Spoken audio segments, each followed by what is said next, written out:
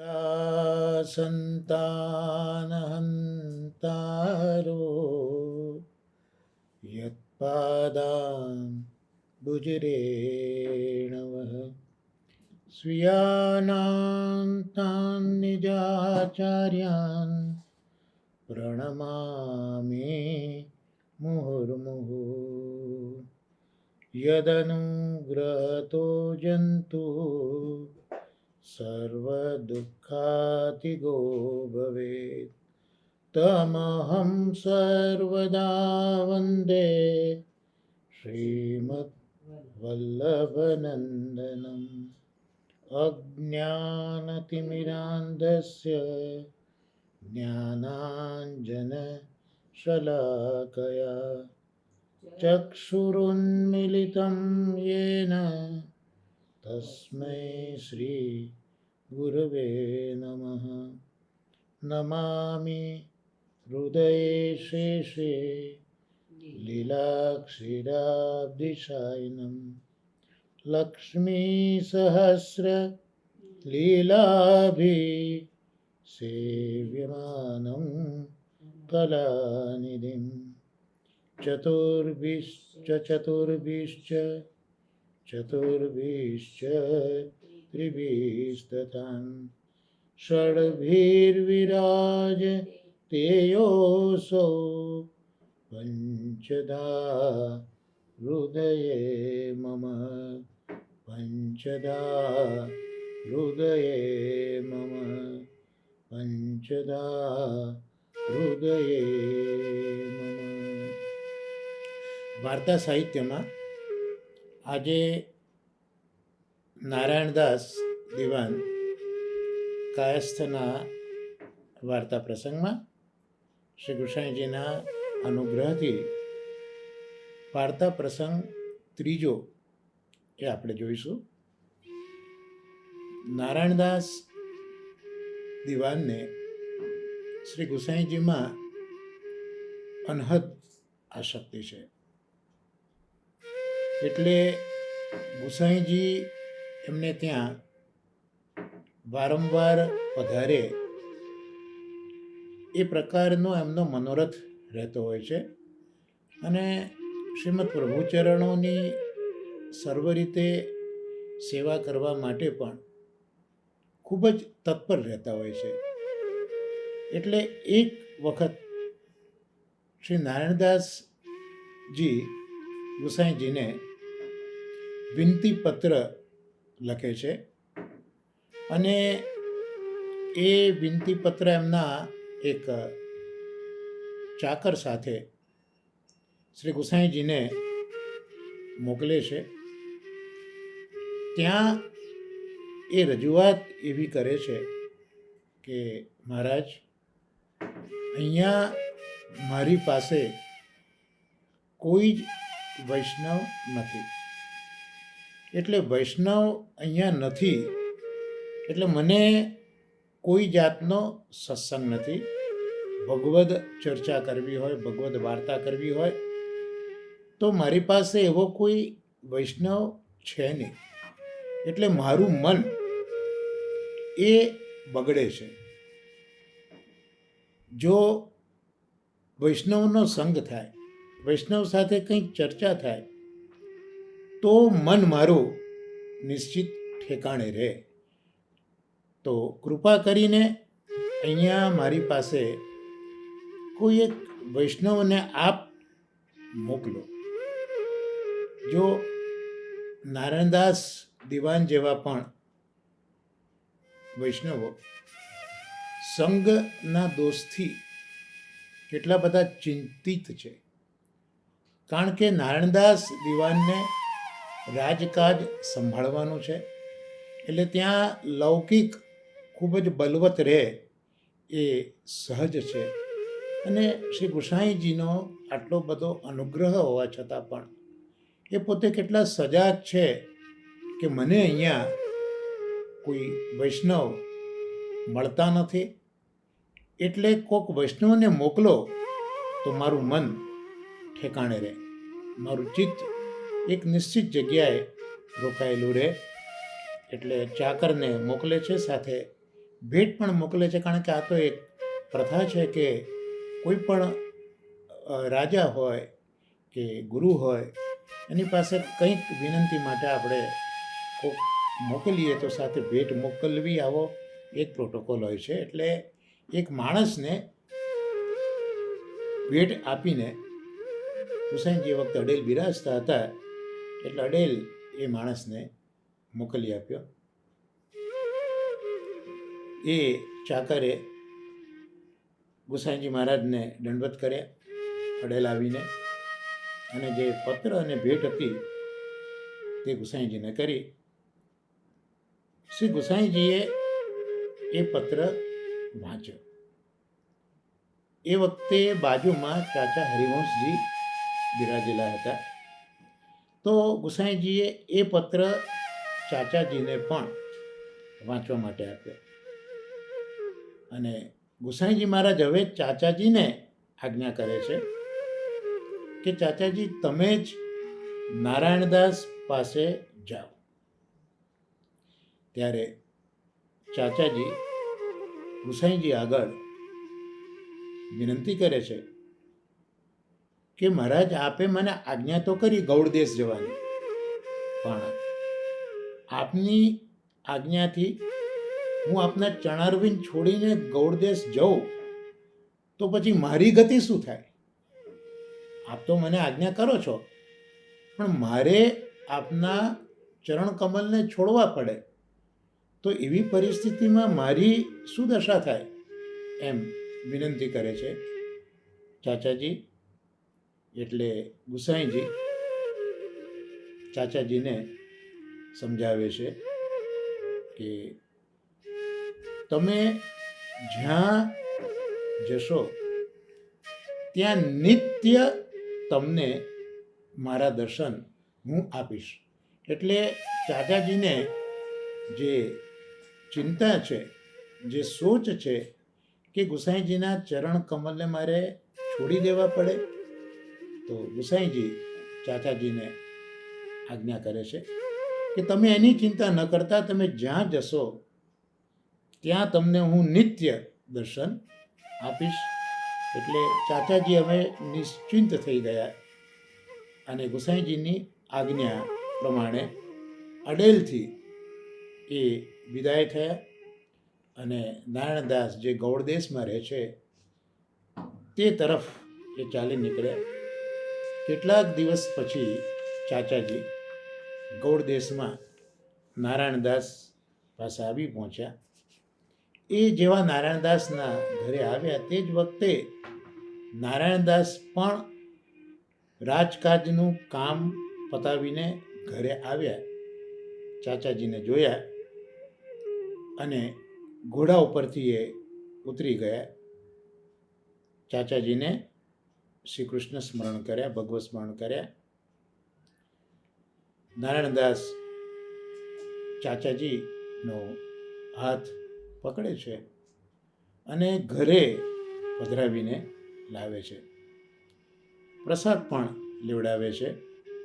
ત્યાર પછી ચાચાજી અને નારાયણદાસ બેઠા અને રાત્રિ દિવસ એ ભગવદ વાર્તા જ કર્યા કરે છે. હવે રાત દિવસ ભગવદ વાર્તા સતત ચાલુ રહી. એના લીધે પરિસ્થિતિ એ આવી કે નારાયણદાસ જે રાજ દરબારમાં જતા હતા તે ક્રમ છૂટી ગયો. આપણે આગળ પણ વાત જોઈ હતી વાર્તા સાહિત્યમાં કે નાથજી ભટ્ટ અને કૃષ્ણ ભટ્ટ એ ઠાકોરજીના ગુણાનુવાદમાં એટલા બધા ડૂબી ગયા કે એમને દેહાનુસંધાન પણ રહ્યું નહોતું. એમ અહીંયા જ્યારે ચાચા હરિવંશજીએ નારાયણદાસ દિવાન આગળ ભગવદ વાર્તા કરવાની શરૂઆત કરી ત્યારે પરિસ્થિતિ આવી કે નારાયણદાસ દરબાર જવાનું ભૂલી ગયા. એટલે આ રીતે રાજકાજ તો ભૂલ્યા, પણ દિવસ જતા જતા પેલો ભગવદ રસ એવો ઘૂંટાયો કે હવે તો એ રસમાં નારાયણદાસ વિવશ થઈ ગયા. વિવશ થયા એટલે પહેલાં તો પ્રસાદ પણ લેતા હતા, વાર્તા કરતા કરતા સેવા પણ કરતા હતા, પણ હવે વિવશતા એટલી હદ સુધી આવી ગઈ કે એ પ્રસાદ લેવાનું પણ ભૂલી ગયા અને સેવા પણ એમની છૂટી ગઈ. એટલે આવી વિવશતા, વિકલતા નારાયણદાસમાં આવી ગઈ. હવે રાજ દરબારમાં નારાયણદાસ છે એમની તો જરૂર રહે જ, કારણ કે રાજકાજ પણ આગળ તો ચાલવું જોઈએ. પણ નારાયણદાસ જતા નથી હવે રાજ દરબારમાં, એટલે નારાયણદાસનું જે કંઈ કામ હતું એ બધું ત્યાં બંધ થઈ ગયું. નારાયણદાસ જઈ શકતા નહોતા એટલે એના સંબંધી જે કંઈ રાજકાજ હતું એ બધું બંધ થઈ ગયું. એટલે રાજદ્વારથી એક મનુષ્ય આવ્યો અને નારાયણદાસના ઘરે આવીને નારાયણદાસના મનુષ્યને પૂછ્યું કે ભાઈ આ કેમ આવતા નથી. એટલે એ મનુષ્યે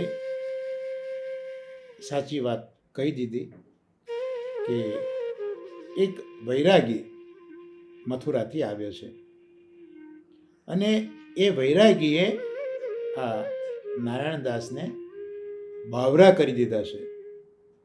એટલે આ સમાચાર જે પેલો રાજ દરબારમાંથી માણસ આવ્યો હતો એણે આ સમાચાર ગૌડ દેશના જે બાદશાહ હતા એ બાદશાહને જઈને આ સમાચાર આપ્યા કે સાહેબ, નારાયણદાસની તો પરિસ્થિતિ આ છે કે મથુરાથી કોઈક આવ્યા છે વૈરાગી, એમણે આ નારાયણદાસને એટલા બધા વિવશ કર્યા છે કે રાજકાજમાં આવી શકતા નથી.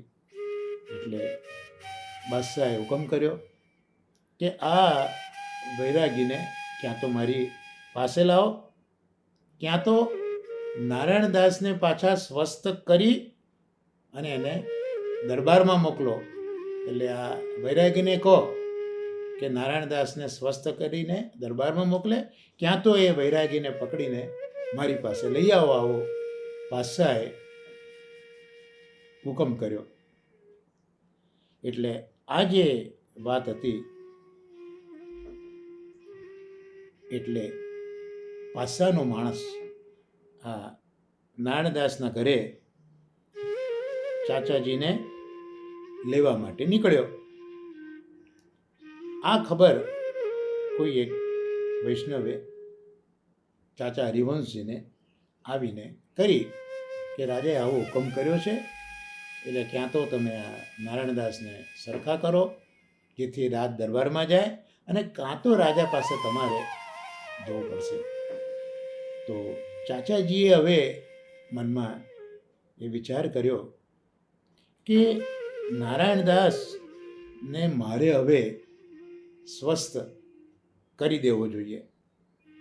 એટલે ચાચા હરિવંશજી સ્નાન કરીને નારાયણદાસને શ્રી ઠાકોરજીનું અભ્યંગ સ્નાન જે કરાવે છે ઠાકોરજીને, એ અભ્યંગ સ્નાન કરાવે અને ઠાકોરજીનું ચરણોદક આ ચાચાજીએ નારાયણદાસની ઉપર છાંટ્યું અને એ જલ થોડું નારાયણદાસને પાયું. એટલે આ ચરણોદકનો છંટકાવ થયો અને જળ એ થોડું પીવડાયું. એની સાથે જ તરત જ નારાયણદાસની જે વિકલતા હતી, બાવરાપણું હતું, એ દૂર થઈ ગયું અને નારાયણદાસ પાછા સ્વચ્છ થઈ ગયા, એમનું મન ઠેકાણે આવી ગયું. અહીંયા ભાવ પ્રકાશમાં શરીરાય ચરણો આજ્ઞા કરે છે કે જે અભ્યંગ છે આવું કેમ બન્યું, અભ્યંગના જલથી આ શું અસર થઈ, શું ચમત્કાર થયો. તો હરિરાય ચરણો સમજાવે છે કે અભ્યંગ છે ને એ અભ્યંગમાં આમળા આવતા હોય છે અને આમળાનો સ્વભાવ એવો છે કે સ્વરૂપ વિસ્મૃતિ કરાવે. એટલે આમળા એ સ્વરૂપ વિસ્મૃતિ કરાવનારા છે. એટલે નારાયણદાસને એ જે અભ્યંગનું આમલાવાળું જળ થોડું આપ્યું, છાંટ્યું, એ સાથે એમની જે પેલી વિકલતા હતી તે દૂર થઈ ગઈ, અર્થાત સ્વરૂપ વિસ્મૃતિ થઈ ગઈ. નારાયણદાસ જે પોતાના મૂળ સ્વરૂપમાં હતા એ સ્વરૂપની હવે વિસ્મૃતિ થઈ ગઈ, એટલે મૂળ દશામાં એ આવી ગયા. અને બીજો અભિપ્રાય એ બતાવ્યો કે ચરણોદક છે ને, તો ચરણ એ શીતલ ભક્તિનું દાન કરે છે. પુષ્ટિ માર્ગમાં ઉષ્ણ ભક્તિ છે. ઉષ્ણ ભક્તિ મુખારવિંદની ભક્તિ છે અને ચરણ ભક્તિ એ શીતલ ભક્તિ છે. એટલે ચરણોદક આપ્યું એટલે ચરણોદકમાં શીતલ ભક્તિ છે. એટલે શીતલ ભક્તિ હોવાથી નારાયણદાસ પોતાના મૂળ સ્વરૂપમાં આવી ગયા. એટલે ચરણોદકથી એમની વિકળતા દૂર થઈ ગઈ અને શીતળતા થઈ ગઈ. તો આના કારણે નારાયણદાસ સ્વસ્થ થયા. એ શ્રી ચરણો આપણને આ પ્રસંગમાં સમજાવે છે. ત્યાર પછી નારાયણદાસ તો સ્વસ્થ તો થયા, પણ તરત ચાચાજીને કહે છે કે ચાચાજી, મને તો એ અવસ્થામાં ખૂબ જ સુખ હતું, તમે આ શું કર્યું? અને એ જગ્યાએથી મારા મનને તમે બહાર કાઢી દીધું. હવે પાછી આવી અવસ્થા કેમ થઈ? ત્યારે ચાચાજી નારાયણદાસને કહે છે કે અત્યારના તો તારા માટે આ જ વસ્તુ જરૂરી છે. આવું શા માટે ચાચાજી સમજાવે છે? કારણ કે ચાચાજીએ મનમાં વિચાર કર્યો કે આ ભાવની યોગ્યતા હજી નારાયણદાસમાં આવી નથી.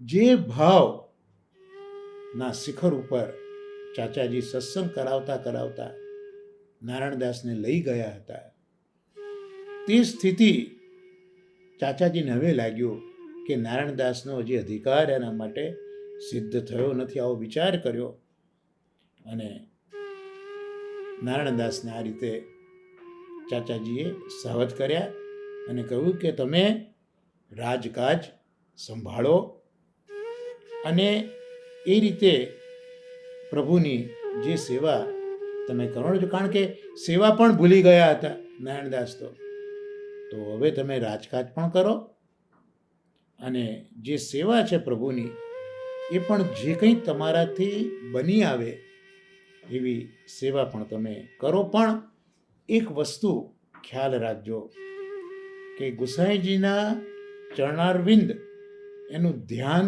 તમારા મનમાં તમે સતત કર્યા કરજો.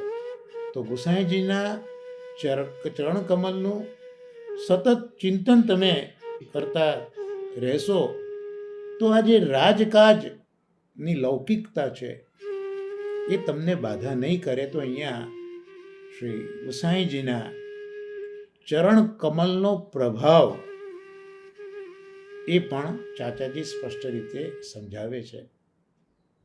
અને હરિરાય ચરણોએ પણ પ્રાતસ્મરણ ગ્રંથ લખ્યો છે. એ પ્રાતસ્મરણ ગ્રંથમાં શ્રી ગુસાઈજીના ચરણ કમલ શું પ્રાપ્ત કરી આપે છે તેના અદ્ભુત શ્લોકો શરીરે ચરણોએ આ પ્રાતસ્મરણ ગ્રંથમાં લખ્યા છે. પ્રાતસ્મરેદ ભગવતો વર વિઠ્ઠલસ્ય પાદારવિંદ યુગલમ સકલાર્થ સિદ્ધૈ યો વૈ વિતર્ક તમસા વિહિતમ સ્વ.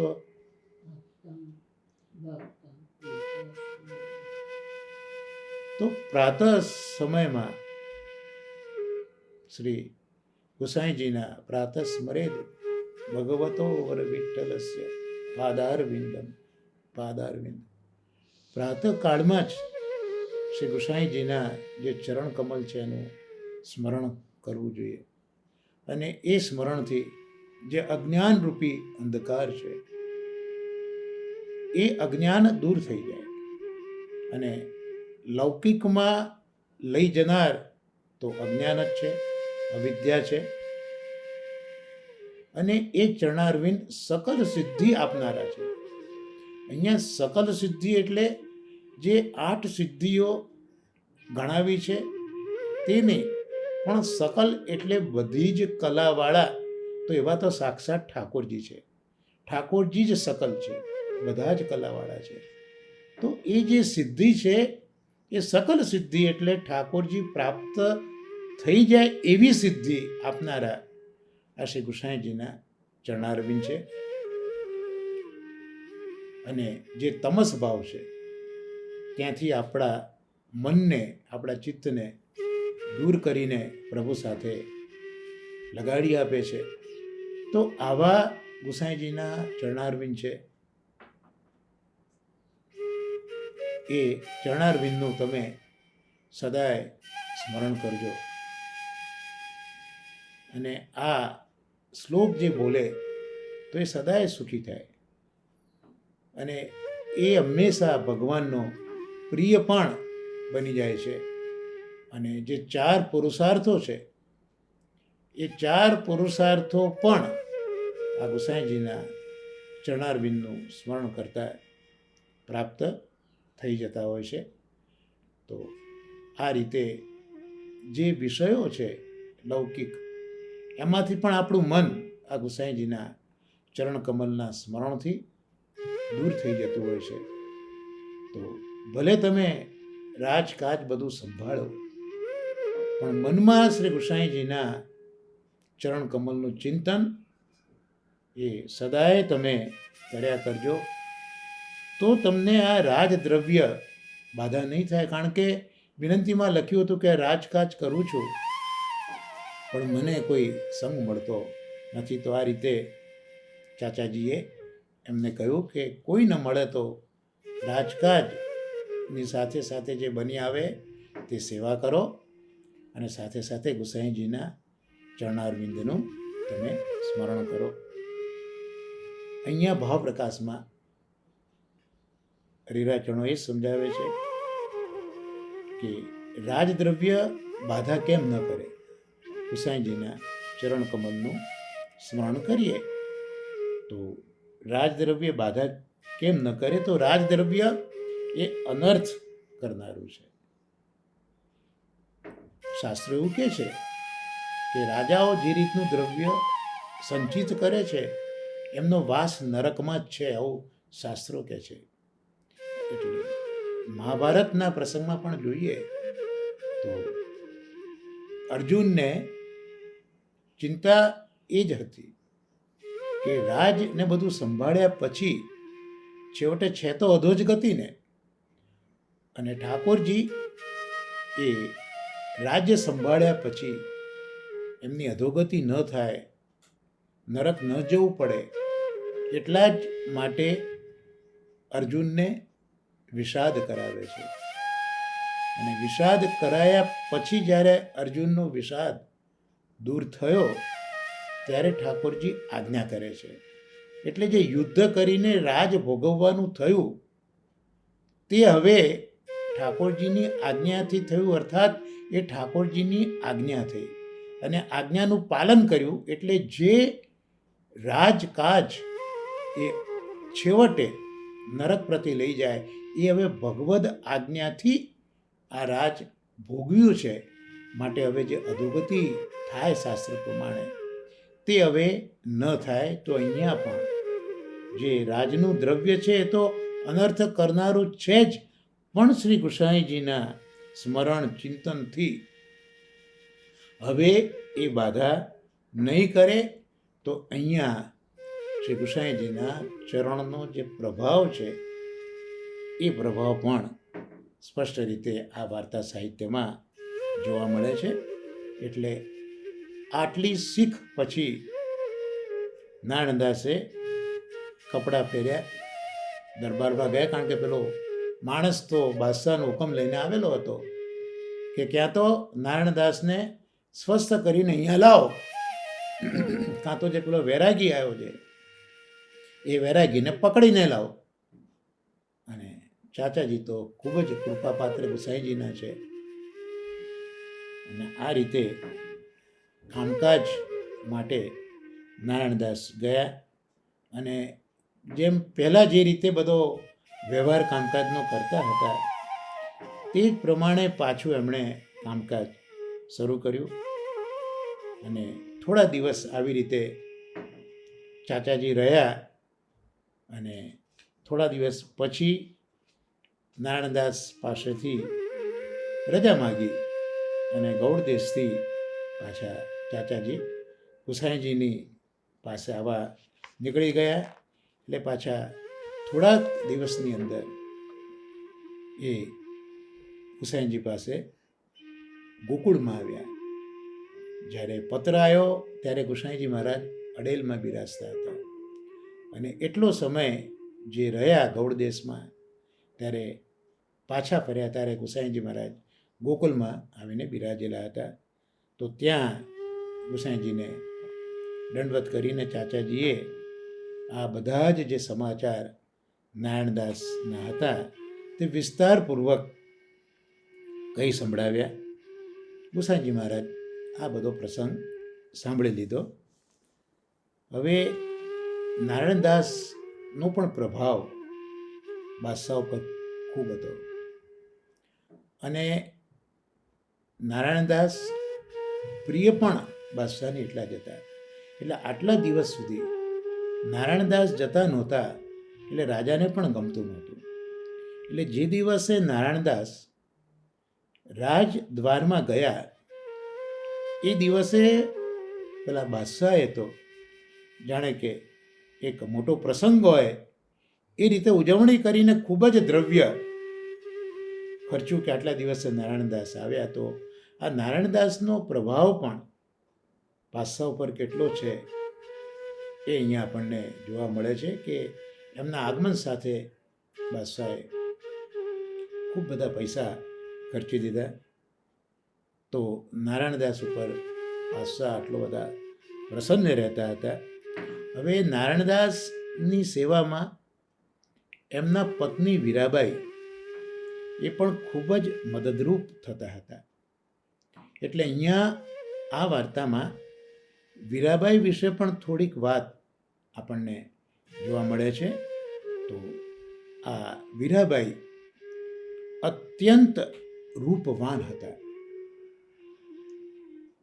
એમ કહે છે કે એ જ્યારે ઠાકોરજીની સેવામાં પધાર્યા પહેલાં સ્નાન કરી અને શણગાર ધારણ કરતા હતા વીરા અને મંદિરમાં જ્યારે જતા હતા ત્યારે કોઈને એવું ન લાગે કે આ કોઈ મનુષ્ય છે, પણ વીરાને જોઈને એમ લાગે કોઈને કે આ તો જાણે સાક્ષાત અપ્સરા અહીંયા આવ્યા છે. એવા આ વીરાનું સ્વરૂપ હતું. આવો દિવ્ય દેહ એ વીરાનો હતો. તો આ વીરા નિત્ય પોતાના હાથથી જ ઠાકોરજીની સેવા અને પહેલ કરતા હતા, પણ કોઈ બીજી બાઈને એ સેવા કે ટહેલ આપતા નહોતા. અને વીરાના સૌંદર્ય માટે, એની સુકુમારતા માટે અહીંયા વાર્તા સાહિત્યમાં એવું લખ્યું છે કે વીરા જ્યારે પાન ખાય અને એની પીખ ગળામાં જ્યારે ઉતરે ત્યારે બહારથી જ એ પીખ જેવી હોય તેવી એ ગળામાં દેખાતી હતી. તો પાસે કોઈ બેઠ્યું હોય તો એ જાણે કે આ વીરાએ હમણાં પાન ખાધું છે. તો આટલી બધી કોમળતા, સુકુમારતા એ વીરામાં હતી. એટલે આટલું બધું સૌંદર્ય હતું કે મનુષ્ય દેહની પણ અપ્સરા જેવો દેહ લાગે. અને આટલી બધી કોમળતા કે પાનનો રસ પણ ગળામાં જેમનો તેમ દેખાતો હોય. તો આટલું બધું સૌંદર્ય હોવા છતાં, સુકુમારતા હોવા છતાં અહીંયા કહેવાય માગે છે કે ઠાકોરજીની સેવા તો એ પોતાના હાથે જ કરતા હતા. કોઈ વૈષ્ણવ પાસે એ સેવા નહોતા કરાવતા. પણ સ્વહસ્તે જ એ પોતે સેવા કરતા હતા. એટલે ગુસાઈજી મહારાજ પણ આ વીરાની સરાહના અવારનવાર કર્યા કરતા હતા. અને એટલા જ માટે ઠાકોરજી પણ વીરાને ખૂબ જ સાનુભવતા જતાવતા હતા. તો નારાયણદાસ તો ખરા જ, પણ એમના પત્ની વીરા પણ આ રીતે શ્રી ગુસાઈજી અને શ્રી ઠાકોરજીના આવા કૃપાપાત્ર ભગવદીય હતા. તો આજે નારાયણદાસ દિવાન કાયસ્થ એમના વાર્તા પ્રસંગોમાંથી ત્રીજા પ્રસંગનું અવગાહન આપણે કર્યું. અને આપણા આજના બાકીના સત્સંગમાં આપણે હવે હરિરાય ચરણોનું જે શિક્ષાપત્ર છે એ શિક્ષાપત્રનું અવગાહન આપણે કરીશું. છેલ્લા સત્સંગમાં જે આપણું શિક્ષાપત્ર છે એ શિક્ષાપત્રના 2 શ્લોકો આપણે જોયા હતા. ત્રીજું શિક્ષાપત્ર આપણે શરૂ કર્યું હતું, એના 2 શ્લોકો આપણે જોયા હતા. અને આજે હવે ત્રીજો શ્લોક શ્રી હરિરાય ચરણોના અનુગ્રહથી જોઈશું.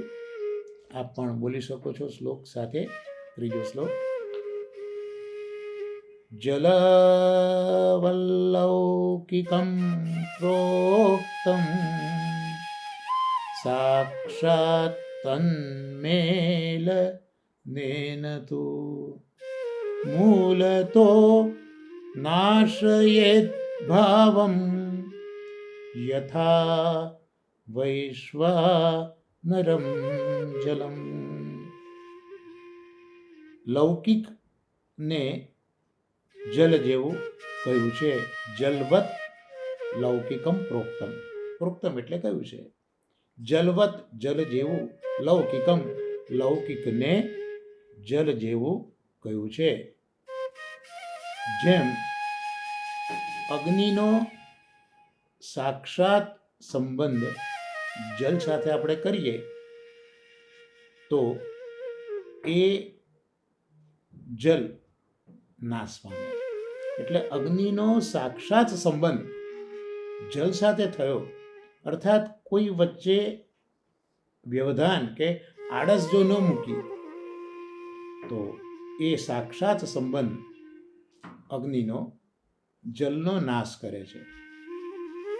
આવી જ રીતે લૌકિકનો જે સાક્ષાત સંબંધ છે એ ભગવદ ભાવનો નાશ કરે છે. આપણે શરૂઆતના શ્લોકોમાં પણ જોયું છે કે જે ભગવદ ભાવ છે એ અગ્નિ છે અને લૌકિક છે એ જલ જેવું છે. એટલે જેમ અગ્નિ ઉપર સીધું જલ આપણે મૂકીએ તો એ અગ્નિ નાશ પામે, પણ જો એક વ્યવધાન વચ્ચે મૂક્યું હોય, જો એ જલ જે છે એ જલને કોઈક પાત્રમાં ભર્યું હોય અને નીચે અગ્નિ હોય તો એ અગ્નિ જલને નુકસાન કરી શકતું, તો એ જે જલ છે એ અગ્નિને ઉલવી શકતું નથી. તો અહીંયા લૌકિકને જલ કહ્યું અને જે ભગવદ ભાવ છે એને અગ્નિ કહ્યો. એટલે લૌકિક રૂપી જલ એ ભગવદ ભાવ રૂપી અગ્નિના સીધા સંબંધમાં આવવું ના જોઈએ, નહીં તો એ ભગવદ ભાવનો નાશ કરે છે. આવું અહીંયા એના અર્થમાં જોઈએ. હવે શ્રી ગોપેશજી અહીંયા એ સમજાવવા માગે છે કે આ જે સંસાર છે એ સંસારમાં લૌકિક એ દુસ્સંગ જેવું છે. કારણ કે આ આખું શિક્ષાપત્ર છે એ દુસ્સંગને સમજાવવા માટે હરિરાય ચરણોએ લખ્યું છે. તો જે કંઈ લૌકિક છે એ લૌકિક દુસ્સંગ છે એ બધું જલ જેવું છે. એટલે લૌકિક દુસ્સંગ રૂપી જે જલ છે એ પાત્ર વિના ભગવદ ભાવરૂપ અગ્નિમાં સાક્ષાત સંબંધથી સિંચવું જોઈએ નહીં. અર્થાત ભગવદ ભાવરૂપી અગ્નિ છે એ ભગવદ ભાવરૂપી અગ્નિનો સંબંધ આ લૌકિક દુસ્સંગ રૂપી જલ સાથે થવા દેવો જોઈએ નહીં. આપણે સંસારમાં રહ્યા છે એટલે લૌકિક તો આપણને લાગવાનું જ છે. એ લૌકિકમાં રહીને જ આપણો જે ભગવદ ભાવ છે એ આપણે સાચવવાનું છે. પણ એ ભગવદ ભાવને સચવાય કઈ રીતે? તો જે લૌકિક છે એ લૌકિકનો સીધો સંબંધ એ ભગવદ ભાવ સાથે આવવો ના જોઈએ. એ કઈ રીતે એ અહીંયા બતાવે છે કે જો સીધે સીધો લૌકિક દુસ્સંગ રૂપી જલ એ ભગવદ ભાવરૂપી અગ્નિમાં આવે તો એનાથી એ જે ભગવદ ભાવરૂપી અગ્નિ છે એ નાશ થાય છે. જેમ લૌકિકમાં આપણે જોઈએ કે અગ્નિની ઉપર સીધું જલ આવે તો અગ્નિ પોતાનું અસ્તિત્વ ગુમાવી દે છે. એવી રીતે આ ભગવદ ભાવ રૂપી જે અગ્નિ છે એનો સીધો સંબંધ કોઈ દિવસ આ લૌકિકમાં આપણે કરવો ન જોઈએ, નહીં તો આપણો ભગવદ ભાવ આ લૌકિક નાશ કરી દેશે. એટલે અહીંયા આ જે દુસ્સંગ છે, જે લૌકિક દુસ્સંગને જલ સાથે સરખાયો છે, એ દુસ્સંગ કેવો બાધક છે એના દ્રષ્ટાંતો પણ શ્રી ગોપેશજી અહીંયા આપે છે. એક દ્રષ્ટાંત આપ્યું છે જડ ભરતજીનું. શ્રીમદ ભાગવતના 5મા સ્કંદમાં જડ ભરતજીના પ્રસંગને આપણે જોવા મળે છે. મૂળ તો જે ઋષભદેવજી છે એ ઋષભદેવજીના 100 પુત્રો હતા. ઋષભદેવજીએ જ્યારે પોતાનું રાજ્ય છોડ્યું તો પરમહંસ બની ગયા હતા ઋષભદેવજી. એટલે સમગ્ર જે રાજ્ય હતું એ ભરતજીને સોંપ્યું. ભરતજી એટલા બધા કેપેબલ હતા, કાબિલ હતા, તો ભરતજીને એ રાજ્ય સોંપ્યું. ભરતજીએ ખૂબ સુંદર રીતે રાજ્ય સંભાળ્યું. પહેલાં તો ઋષભદેવજીના સમયમાં એ સમગ્ર રાજ્ય એ અજનાભ તરીકે ઓળખાતું હતું, અજનાભ દેશ તરીકે ઓળખાતું હતું. પણ આ ભરતજીએ એવું શાસન કર્યું કે એ અજનાભ દેશ ભરતજીના સામર્થ્યથી, ભરતજીના નામથી આ દેશ ઓળખાવા લાગ્યો હતો.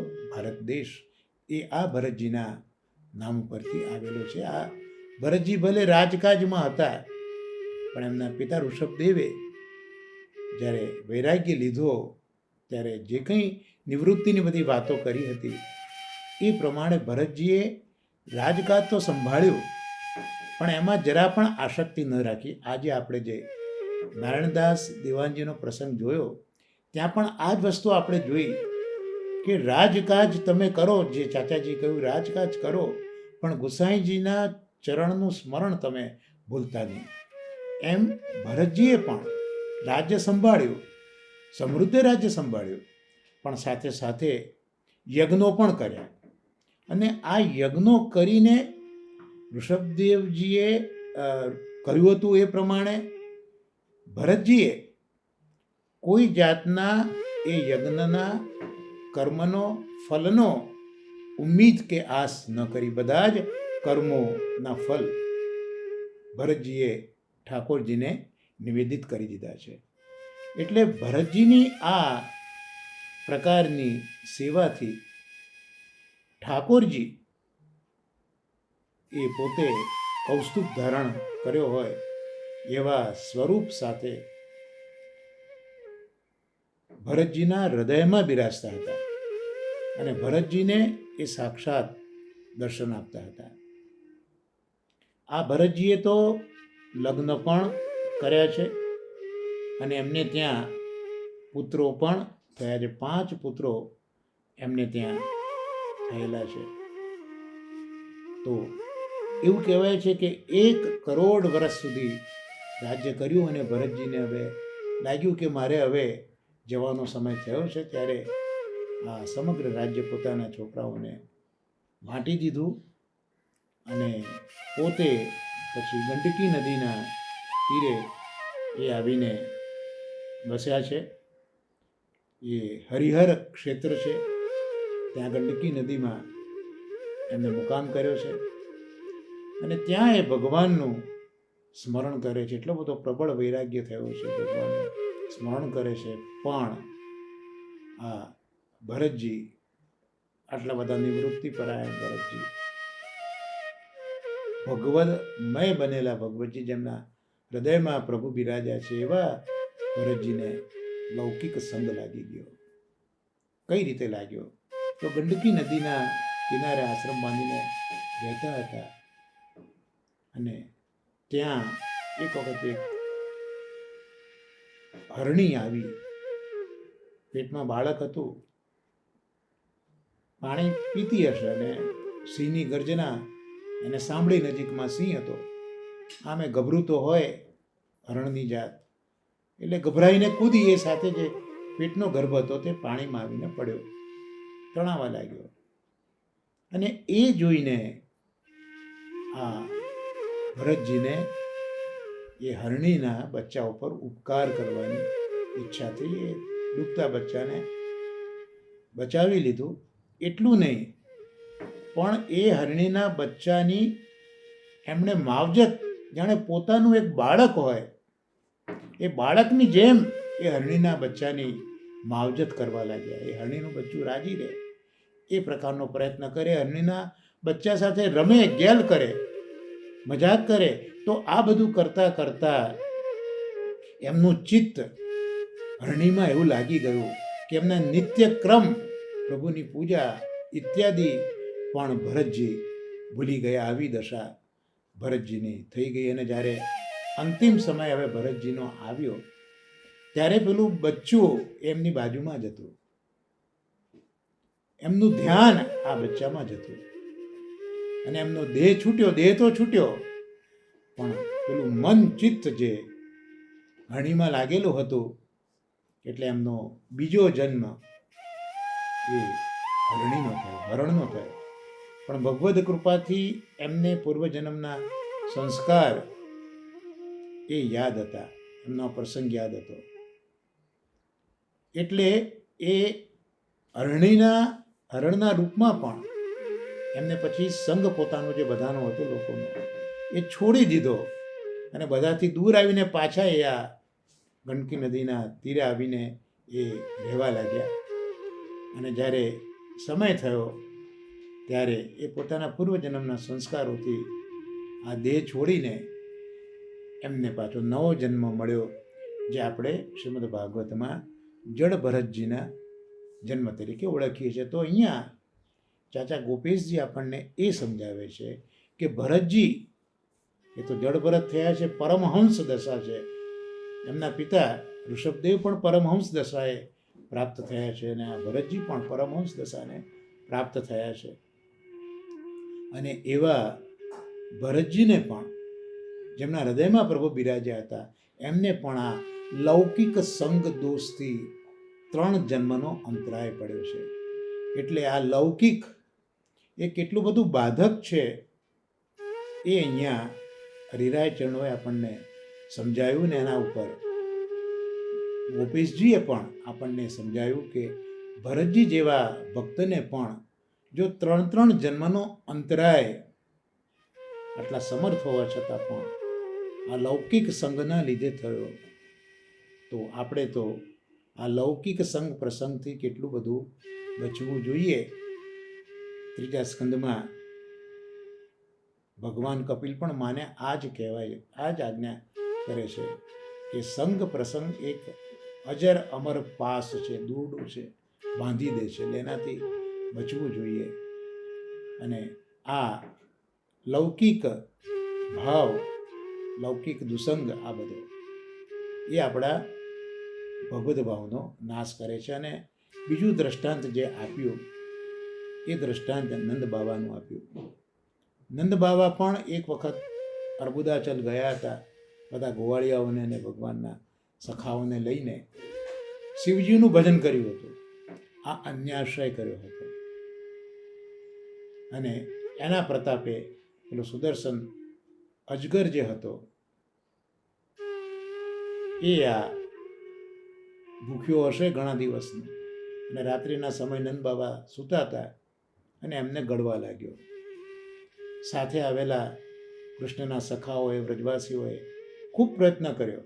સળગતા લાકડા પણ એ અજગર ઉપર નાખ્યા અને માર્યો, પણ અજગર એ નંદ બાબાને છોડતો નહોતો. ત્યારે બધાએ ભેગા થઈને કૃષ્ણને પોકાર કર્યો.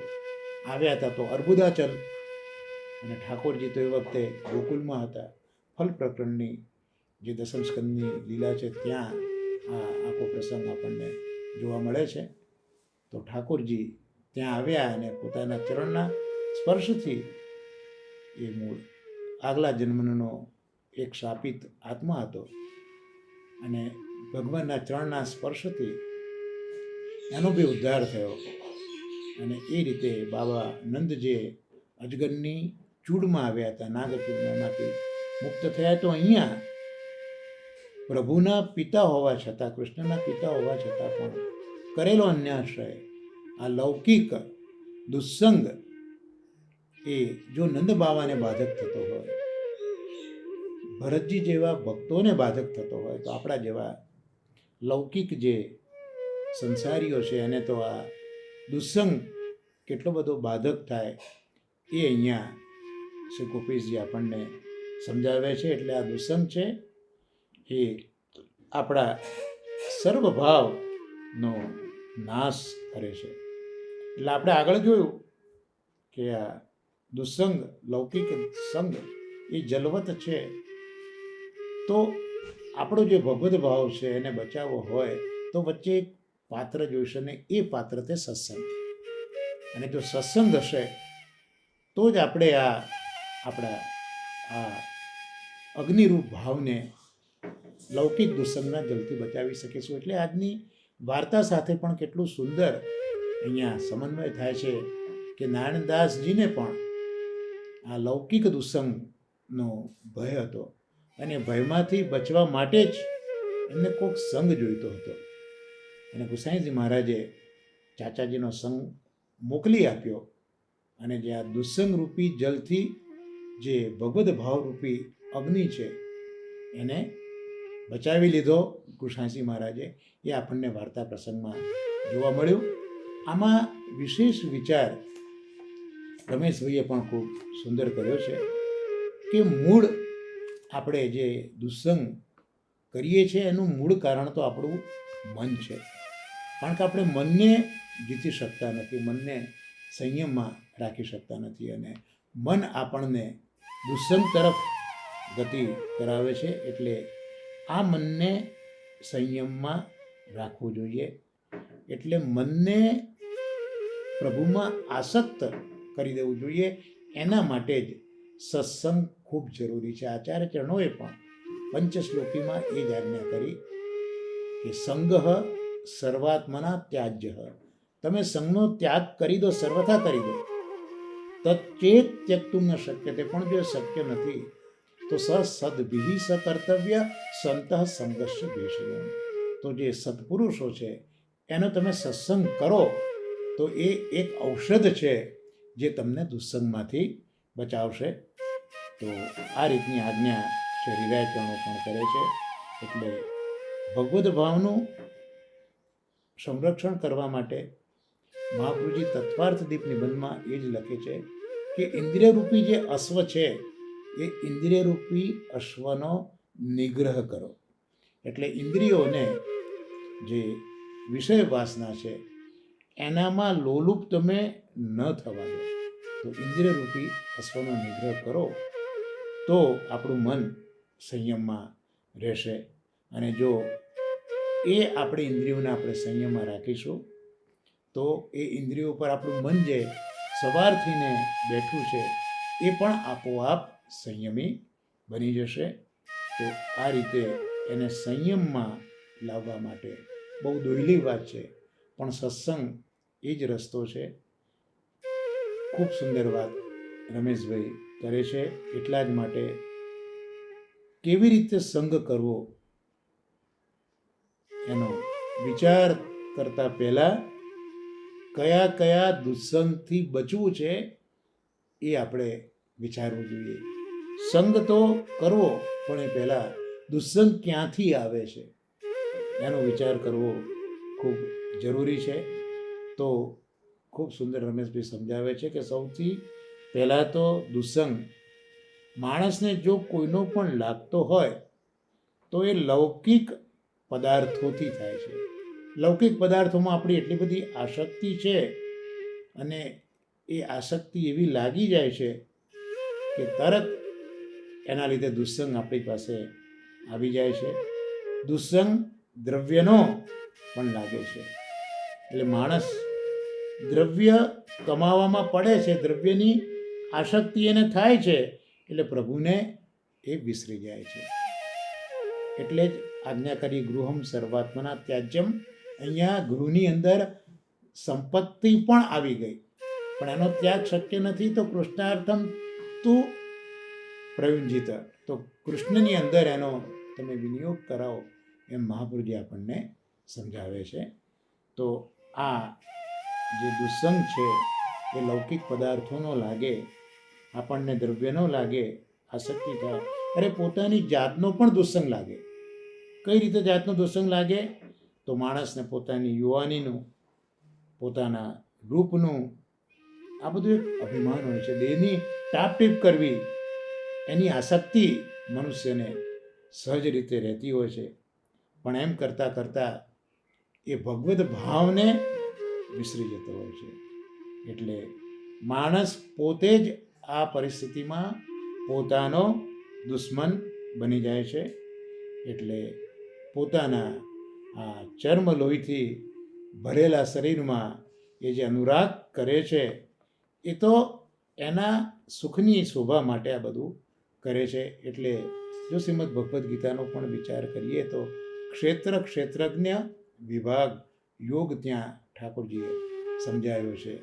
ક્ષેત્રજ્ઞ આપણો આત્મા છે અને ક્ષેત્ર આપણો દેહ છે. ખરેખર આપણે આ દેહને આપણો આત્મા માની બેઠા છે. દેહી વિભાગ, આપણો દેહી જે છે તો આત્મા છે, પણ આપણે આપણા દેહને આપણો આત્મા માની બેઠા છે.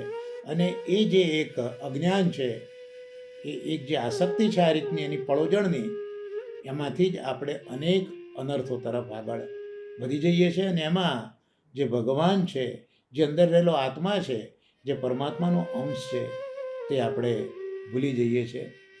એટલે જે હૃદયમાં રહેલી ભગવદ્ ભાવની સુંદરતા છે એને આપણે વિસરી જઈએ છીએ અને આપણને આપણા લૌકિક દેહનો જ દુસ્સંગ લાગવાની શરૂઆત થાય છે.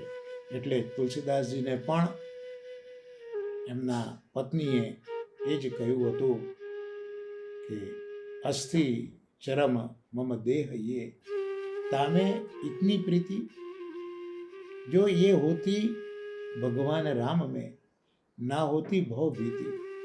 તુલસીદાસજીને પણ એ તુલસીદાસ બન્યા, જ્ઞાની બન્યા, રામાયણના કરતા બન્યા, એ પહેલાં એ પણ ગૃહસ્થ જ હતા. અને પોતાની પત્નીમાં એટલી બધી આસક્તિ હતી કે પત્ની પિયર ગઈ ત્યારે વરસતા વરસાદમાં નાવ હતી નહીં, નદી ઓળંગવાની હતી, તો એક મળદાના સહારે પત્નીના પાસે પહોંચ્યા છે. અને પત્નીની પાસે ઉપલા માળે જવું છે તો એક દોરડું છે એવું માનીને લટકતા સાપને પકડીને ગયા છે પત્ની પાસે. આટલી બધી આસક્તિ એમને છે, પ્રભુમાં આસક્તિ નથી એ વખતે. ત્યારે પત્નીએ કીધું કે અસ્થિ ચરમ મમ દેહ ये તામે ઇતની પ્રીતિ. અરે મારા પતિદેવ, તમને આ તો મારા દેહમાં આટલી બધી પ્રીતિ છે, તો હાડકાં છે અને ચામડી છે, એમાં આટલી બધી પ્રીતિ, આટલી બધી આસક્તિ તો તમે જો ભગવાન રામમાં રાખો તો તમને ભવની ભીતિ નહીં રહે. તમે ભવસાગર એ પાર કરી જશો. અને તુલસીદાસજીને જે આ એક લાગી ગયો, ટોનો લાગી ગયો, જે આપણા ચિતુ સ્વામીને લાગ્યો હતો, એવો ટોનો લાગી ગયો અને આખું એમનું જીવન બદલાઈ ગયું છે.